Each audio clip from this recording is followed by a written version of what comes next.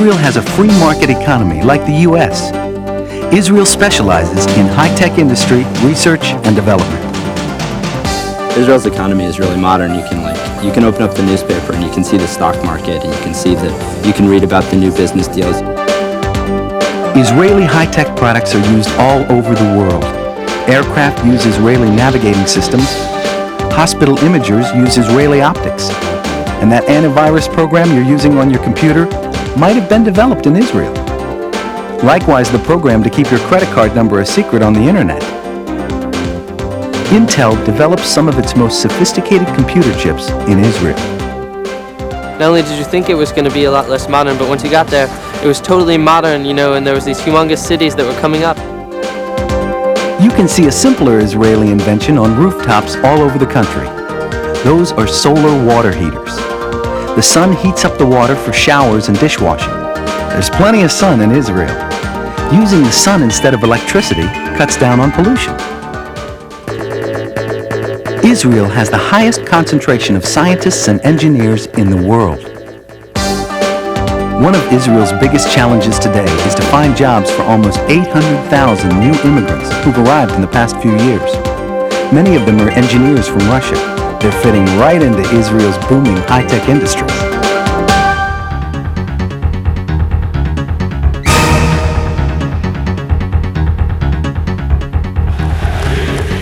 Israel is a democracy with lots of political parties. Politics is practically Israel's national sport. Almost everyone turns out to vote in Israel's elections.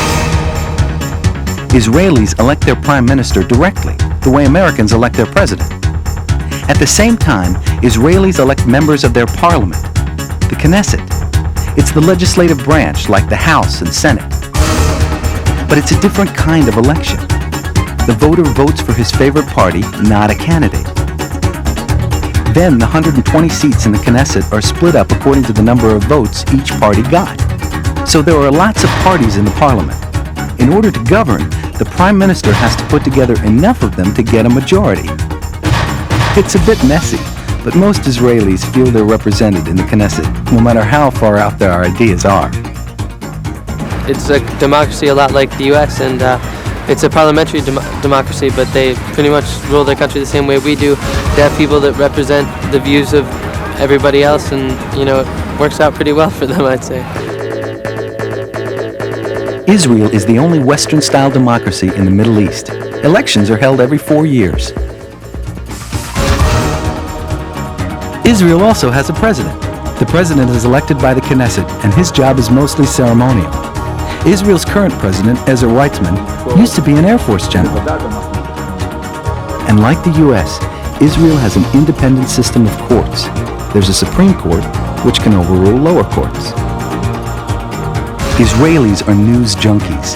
They gobble up news from 4 competing Hebrew-language daily papers, along with newspapers in English, French, Russian, Arabic, and other languages. 2 TV networks compete for news hounds with news broadcasts several times a day, and most Israelis have cable TV.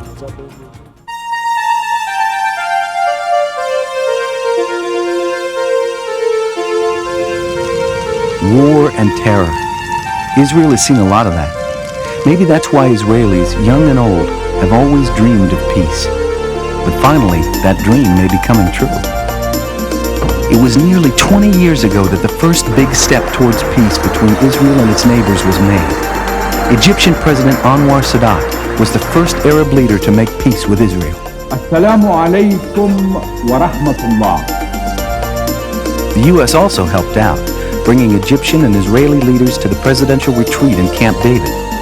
In 1979, an historic peace treaty was signed between the two countries. Israel's dream for peace was becoming a reality. For a terrible moment in 1981, it appeared that the dream might be shattered. Egyptian President Anwar Sadat was gunned down by soldiers from his own army. But the vision for peace was stronger than the fanatics who killed Sadat. Israel and Egypt continued to live as peaceful neighbors. With the fall of the Soviet Union, radical Arab states found themselves without a superpower backer. In 1991, during the Gulf War, Iraq fired 39 Scud missiles at Israel. That same year, the U.S. helped bring Israel and the Arab states together for a first ever meeting in Madrid to talk peace. In 1993, Israel signed a peace accord with the Palestinians after secret negotiations in Oslo, Norway. In 1994, Israel and Jordan signed a full peace treaty. One after another, other Arab states began recognizing the Jewish state and establishing economic relations. Economic conferences with Israelis and Arabs on regional development have been held in Morocco, Jordan, Egypt, and Qatar. Then, unexpectedly, came a tragic blow. In 1995, Israeli Prime Minister Yitzhak Rabin was gunned down by a Jewish extremist following a peace rally in Tel Aviv. The nation was shaken, just as America had been when a fellow American shot dead President John F. Kennedy. Afterwards, a wave of suicide bombings by Palestinian terrorists left more than 70 persons killed. But just as America recovered from the assassination of its leader, so did Israel. Israel's drive for peace remained unshaken. Israelis elected a new prime minister in 1996, Benjamin Netanyahu, who vowed to help give the Israeli people the two things they wanted most: peace and security. Everyone seemed to be looking, at least in the long run, for peace, and it seemed like everyone thought it would eventually come. After 50 years, there's hope for an end to all the fighting.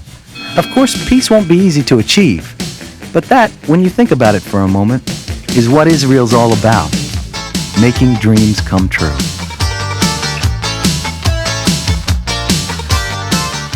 Israel, pretty cool.